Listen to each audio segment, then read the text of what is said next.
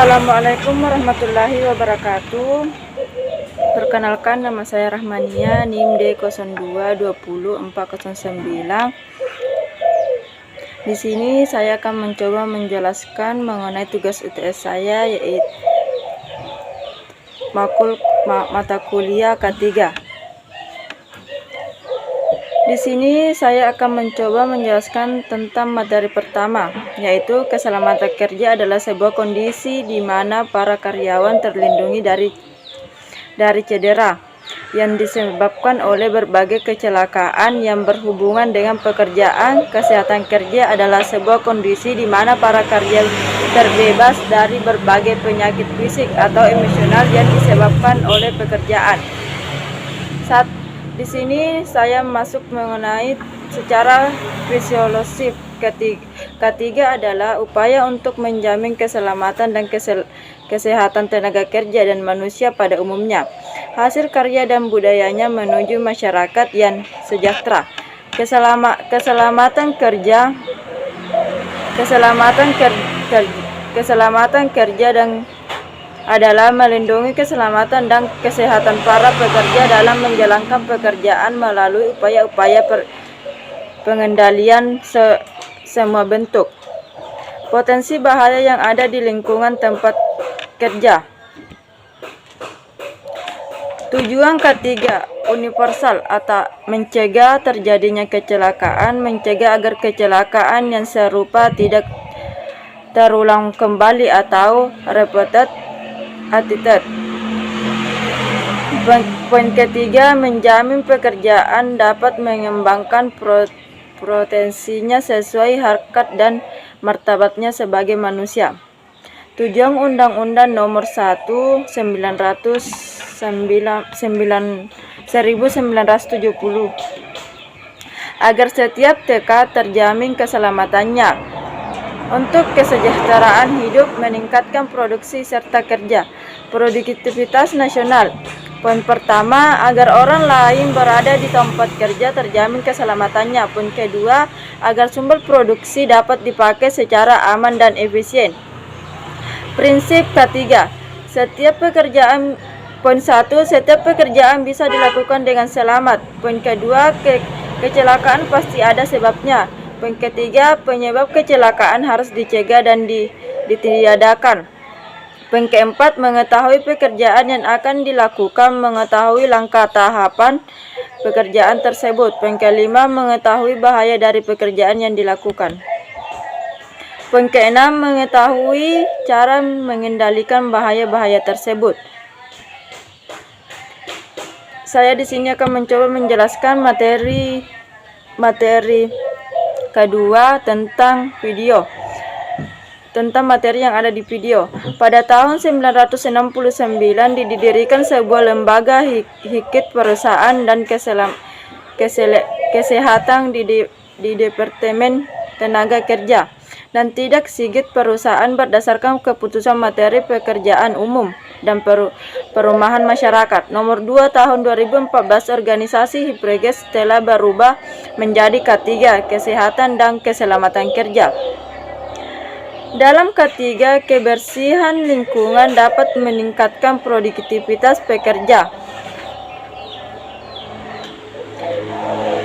Sejarah K3 dalam hukum Undang-Undang Nomor 1 Tahun 1970 tentang Keselamatan Kerja dan Undang-Undang Nomor 13 Tahun 2003 tentang Ketenagakerjaan. Lanjut ke materi kedua, di mana materi kedua menjelaskan tentang perundang-undangan terkait K3. Kesehatan kerja diselenggarakan untuk mewujudkan produktivitas kerja yang optimal. 2. Keselamatan kerja meliputi pelayanan kesehatan kerja, pencegahan penyakit akibat kerja dan kesehatan kerja. Poin ketiga, setiap tempat kerja wajib menyelenggarakan kesehatan kerja. 4.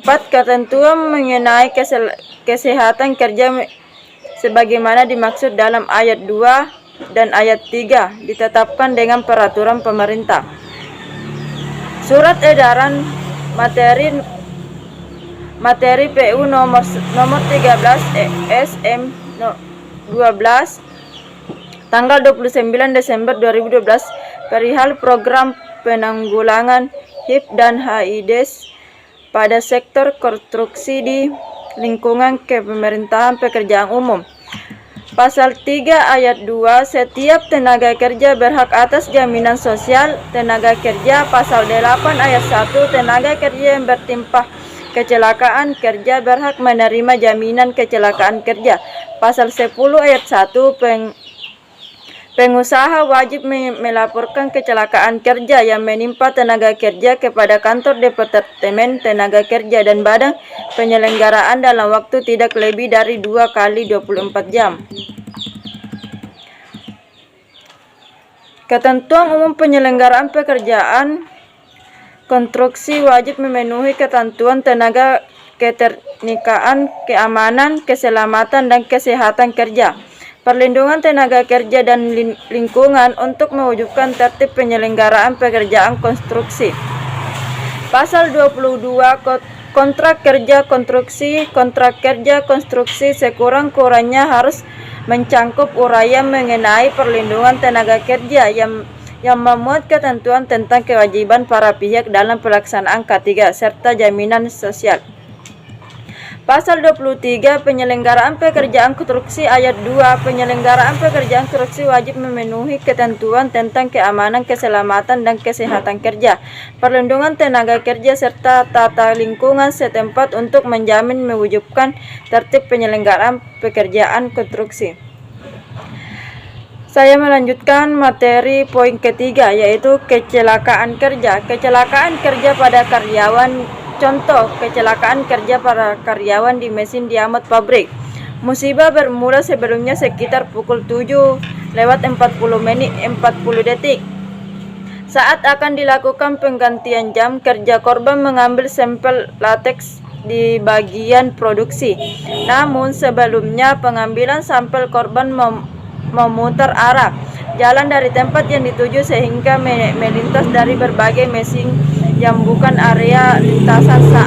Saat melewati salah satu mesin, tiba-tiba ujung jilbab korban yang terjuntai ke bawah tersangkut puli dinamo sehingga tergulung. Akibat jilbab tergulung, akibatnya leher korban tercekik ke tempat kejadian perkara dalam keadaan sepi karena serunya karyawan bersiap-siap untuk pulang kerja untuk pergantian jam kerja sekitar pukul 8.00. Akibat tidak ada yang melihat korban sehingga tidak ada yang menolong dan mengakibatkan korban meninggal dunia.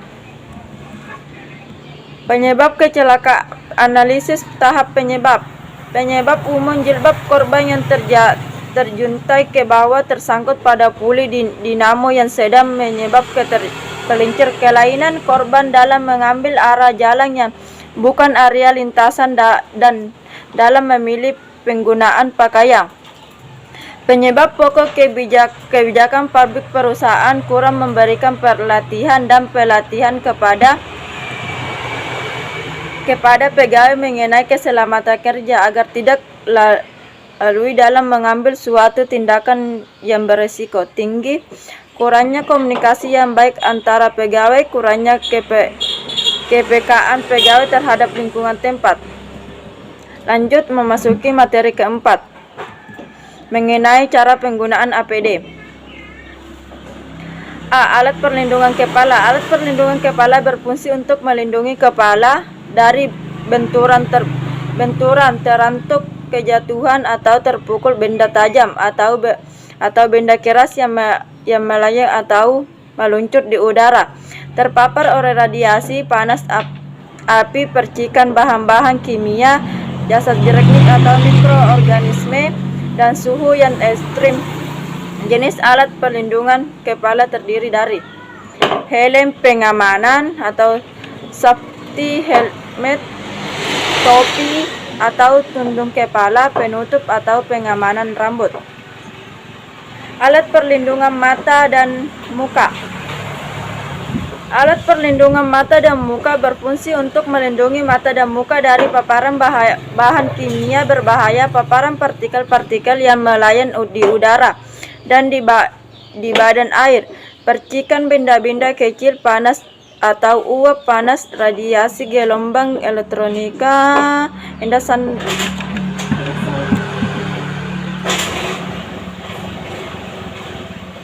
Lanjut, poin kacamata pengamanan spek, gold gas, temen muka, plus masker selam, teman selam. Masuk di poin C, alat perlindungan telinga. Alat perlindungan telinga berfungsi untuk melindungi alat pengendaraan terhadap kebisingan atau tekanan. Jenis alat perlindungan telinga terdiri dari subbat telinga, alat perlindungan pernapasan. Jenis alat perlindungan pernapasan dan perlengkapan terdiri dari masker, respirator, cartridge, mekanisme, rebreathers, alintris, connection. Alat perlindungan tangan. Perlindungan tangan atau sarung tangan berfungsi untuk melindungi tangan dari jari-jari tangan yang panjang api, suhu panas, suhu dingin, radiasi elektromagnetik, radiasi magion, arus listrik, bahan kimia, benturan, pukulan atau tergores, refleksi zat, protein atau virus, bakteri, dan jasad renik. Jenis perlindungan tangan terdiri dari sarung tangan yang terbuat dari logam kulit, kain kafas, kain atau kain dengan pelapis karet, dan sarung tangan yang tahan bahan kimia. Alat perlindungan kaki. Alat perlindungan kaki berfungsi untuk melindungi kaki dari tempahan atau benturan dengan benda-benda berat, tertusuk benda tajam, terancam panas dan atau dingin, uap panas, terpanjang suhu yang ekstrim, terkena bahan kimia berbahaya dan jasad renik serta tergelincir. Pakaian pelindung. Pakaian pelindung berfungsi untuk melindungi badan sebagaimana atau seluruh bagian badan dari bahaya temperatur panas atau dingin yang ekstrim, pancaran api dan benda-benda panas, tercikan bahan-bahan kimia, cairan dan logam panas, uap panas, benturan dengan mesin peralatan bahan dan tergores radiasi. Bintang mikroorganisme proket dari manusia, binatang, tumbuhan, dan lingkungan seperti virus, bakteri, dan jamur. Jenis pakaian perlindungan ini rompi, celemek, dan jaket. Alat perlindungan jatuh perorangan. Jenis alat perlindungan jatuh perorangan terdiri dari sabuk pengamanan tubuh, karabiner, tali koneksi, tali pengamanan, alat penjepit tali, alat penurung, alat penahan jatuh bergerak, pelampung.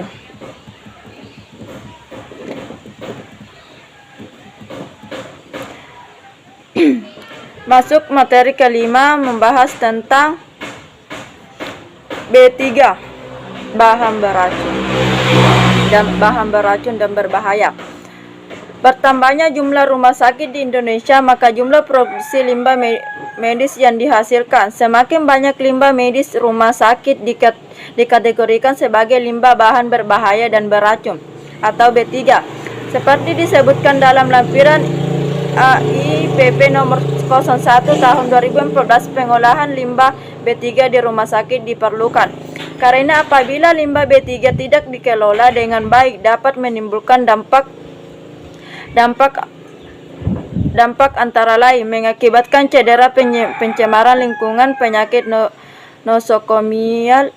Pengolahan limbah B3 rumah sakit yang baik diharapkan meminimalisirkan dampak yang ditimbulkan tersebut. Tujuan penelitian ini adalah untuk mengidentifikasi alur pengelolaan limbah B3 rumah sakit di rumah sakit daerah karena sesuai peraturan berlaku. Jenis penelitian ini observasional deskriptif menggunakan metode pengumpulan data sekunder untuk instalasi saniter lingkungan. Materi ke-6, pengendalian kebakaran, kesehatan dan keselamatan kerja. Pengendalian kebakaran. Pengertian kebakaran adalah Api yang tidak bisa dikendalikan. Kebakaran terjadi karena ada 3 unsur yang bertemu. 1. Bahan bakar dan BBM. 2. Udara atau O2 dan oksigen 2. Titik nyala. Kebakaran hanya terjadi jika ketiga unsur tersebut bertemu. 1. Bahan bakar cair merupakan bahan yang cukup sulit untuk ditangani, apalagi yang bersifat korosif, mudah meledak, dan menyerupai berat jenis yang lebih kecil dari air. Yang kedua, bahan bakar gas merupakan bahan yang sangat berbahaya karena bahan ini mudah meledak jika terjadi peningkatan suhu, peningkatan tekanan, dan terkena benturan. Api adalah suatu reaksi kimia yang merupakan hasil bertemunya unsur oksigen, bahan bakar, dan panas. Ketiga elemen tersebut dikenal dengan segi api. Masuk ke materi 7.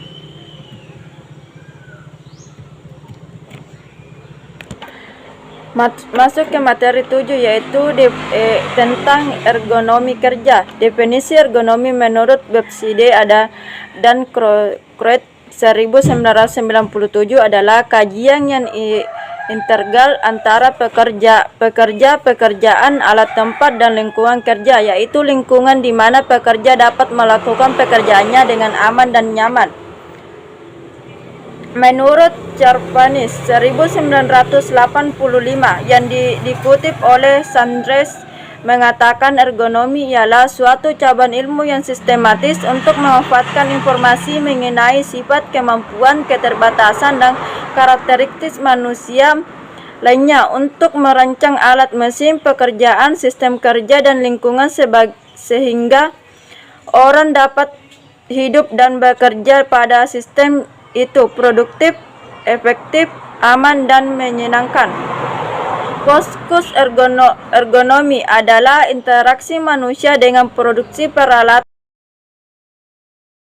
Ini adalah interaksi manusia dengan produk, peralatan, fasilitas, prosedur, dan lingkungan kerja maupun tempat tinggal dalam perancangan dengan produk, peralatan, fasilitas, prosedur, lingkungan, masalah kapabilitas, keterbatasan, dan kebutuhan manusia menjadi pertimbangan utama.